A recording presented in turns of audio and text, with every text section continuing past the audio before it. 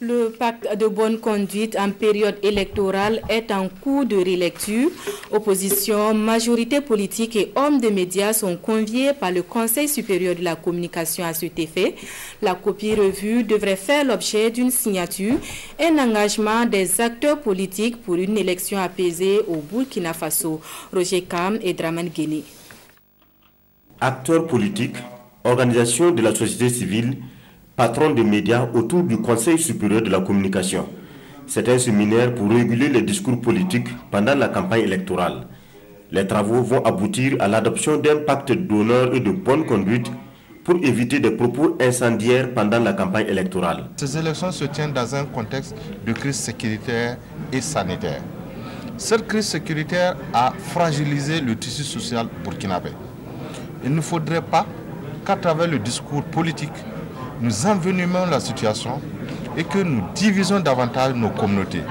C'est là l'importance de la gestion du discours politique et c'est pour ça que le pacte a été revu et corrigé et le pacte fera l'objet d'un débat entre les acteurs pour sortir un document qui puisse servir effectivement à consolider l'unité nationale. Le pacte prévient des propos discourtois des acteurs politiques, mais si cela arrivait, que ce soit d'office censuré par les hommes des médias.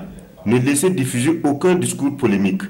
Politique, organisation de la société civile et journalistes, la responsabilité est alors engagée. De façon générale, les conseils se sont adressés donc aux trois acteurs concernés. Les acteurs politiques, y compris les organisations de la société civile et également aux médias. Il a été demandé d'éviter tout discours qu'on appelle les discours de haine, tout discours pouvant discriminer, tout discours pouvant attenter à la cohésion sociale, à l'unité nationale. C'est un pacte d'honneur qui sera adopté et signé de tous, sans aucune valeur coercitive, mais moralement contraignant. Il est opposable aussi bien aux acteurs politiques qu'à leurs militants et sympathisants.